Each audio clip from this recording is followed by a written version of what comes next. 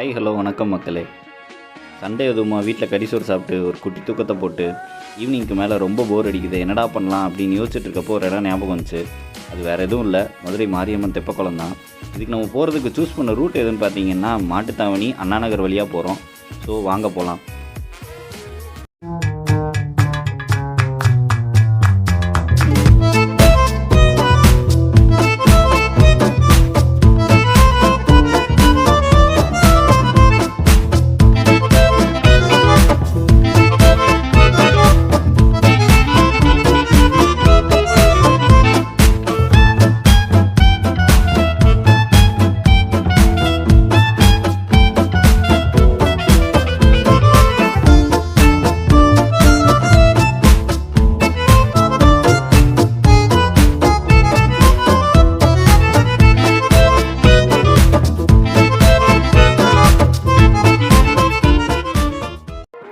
இந்த சூரியன் பார்த்திங்கன்னா காலையில் 6 மணிக்கு சாயங்காலம் 6 மணிக்கு பார்க்குறப்ப அவ்வளோ அழகாக இருக்குது. அதே சூரியன் மதியம் 12 மணிக்கு போட்டு தள்ளுது நம்மளை.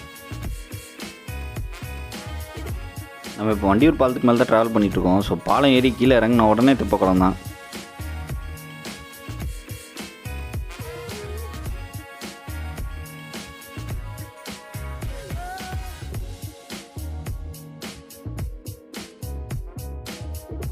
தெப்பக்குளத்தை பற்றி ஒரு குட்டி ஸ்டோரி சொல்லணும் அப்படின்னா, திருமலை நாயக்கர் மஹால் இருக்குல்ல, அந்த அரண்மனை கட்டுறதுக்காக மண் ரொம்ப அளவில் தேவைப்பட்டுச்சு. அப்போது என்ன பண்ணாங்க அப்படின்னா, ஒரு இடத்துல இருந்து மண்ணை ஃபுல்லாக தோண்டி வெளியே எடுத்தாங்க.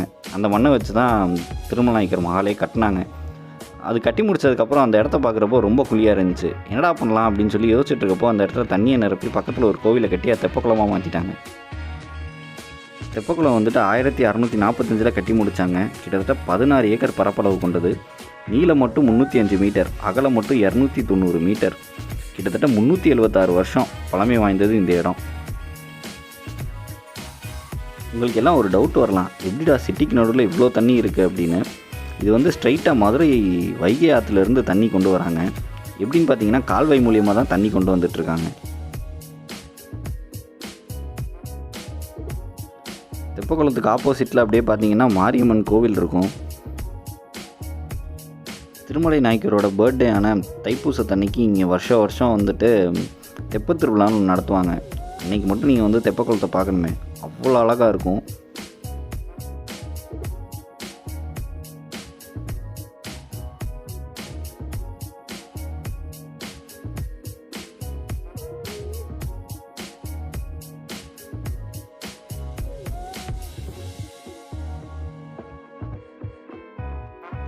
இங்கே ஒட்டக்குளம் இருந்துச்சு.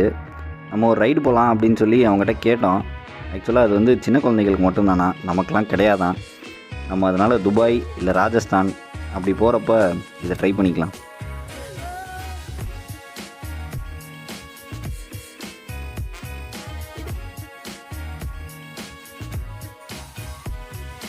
இந்தியாவுக்குள்ளே கொரோனா செகண்ட் வேவ் போயிட்டுருக்கு. பட் ஆனால் இங்கே பாருங்கள், மதுரைக்காரங்களுக்கு அந்த பயம்லாம் இல்லை.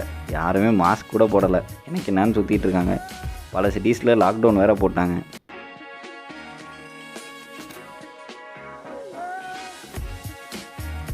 இங்கே இருக்கிற ஸ்ட்ரீட் ஃபுட்டெல்லாம் பார்க்குறப்போ ஏதாவது சாப்பிடணும் போலவே இருந்துச்சு. அதனால் 2 காளான் வாங்கி தெப்பக்குளத்தோட அழகை ரசிச்சுக்கிட்டே சாப்பிட ஆரம்பித்தோம்.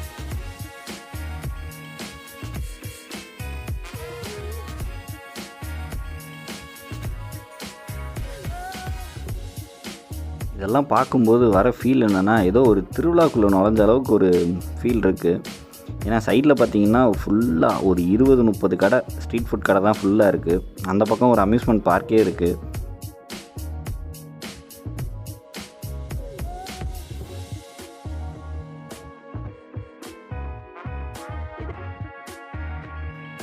அதுதான் மைய மண்டபம்.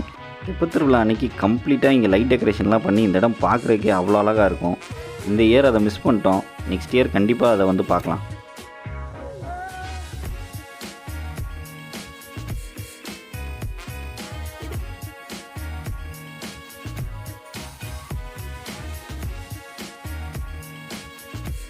விஜிபி, ஒண்டர்லா, பிளாக் தண்டர் அந்த மாதிரி அம்யூஸ்மெண்ட் பார்க்லாம் தோற்று போயிருங்க. அந்தளவுக்கு அழகாக காம்பேக்டாக ஒரு இந்த சின்ன இடத்துல எவ்வளோ விஷயம் வைக்க முடியுமோ அவ்வளோ வச்சுருக்காங்க. நீங்கள் ஃபேமிலியோடையோ இல்லை ஃப்ரெண்ட்ஸோடையோ வந்து டைம் ஸ்பெண்ட் பண்ணுறதுக்கு பக்காவான இடம்.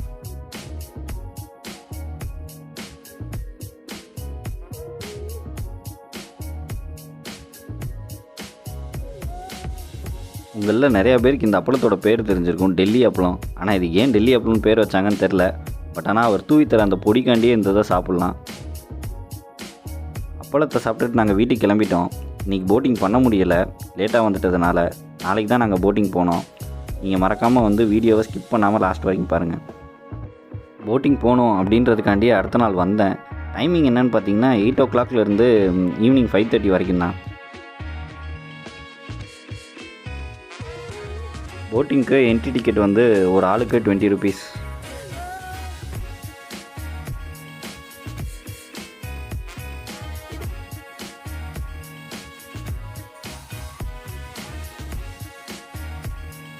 அந்த வருதில்ல, அந்த போட்டில் தான் நம்ம போக போகிறோம்.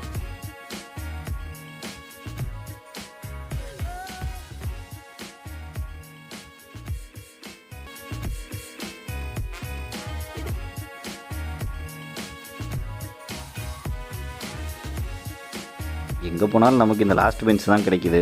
இங்கேயுமே லாஸ்ட் பெஞ்ச் தான் கிடச்சி. பட் ஆனால் வியூ நல்லா இருக்குது. எல்லாருக்கும் மேண்டேட்டரியாக லைஃப் ஜாக்கெட் கொடுத்து ரொம்ப சேஃப்டியாக தான் கூப்பிட்டு போகிறாங்க. இதோட ஆழம் எவ்வளோன்னு பார்த்தீங்கன்னா 20 அடி ஆழம்.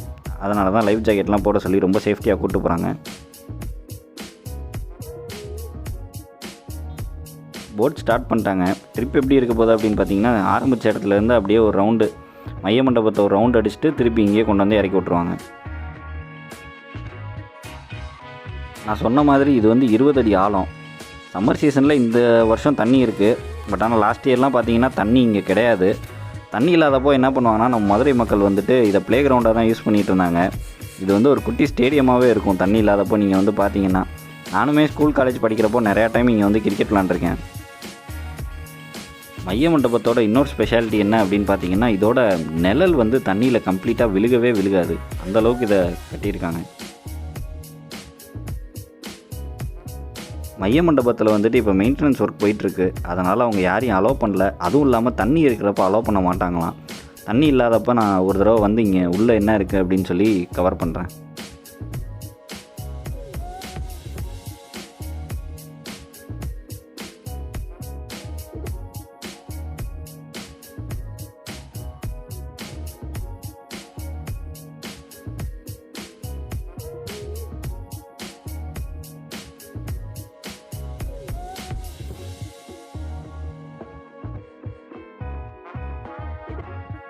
லொக்கேஷனுக்கான லிங்க் வந்து நான் வீடியோ டிஸ்கிரிப்ஷனில் கொடுக்குறேன். இங்கேருந்து மீனாட்சி அம்மன் கோயில் 4 kilometers தான்.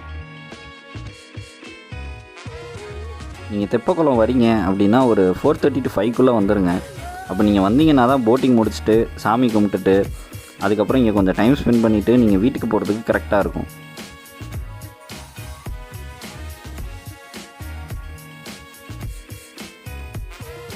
அவ்வளோதான், வீடியோ முடிஞ்சுச்சு. நம்மளும் அப்படியே வீட்டுக்கு கிளம்பிட்டோம். உங்களுக்கு வீடியோ பிடிச்சிருந்தா லைக் பண்ணுங்கள், கமெண்ட் பண்ணுங்கள், ஷேர் பண்ணுங்கள். அப்புறம் மறக்காமல் சப்ஸ்கிரைப் பண்ணிடுங்க. நன்றி, வணக்கம்.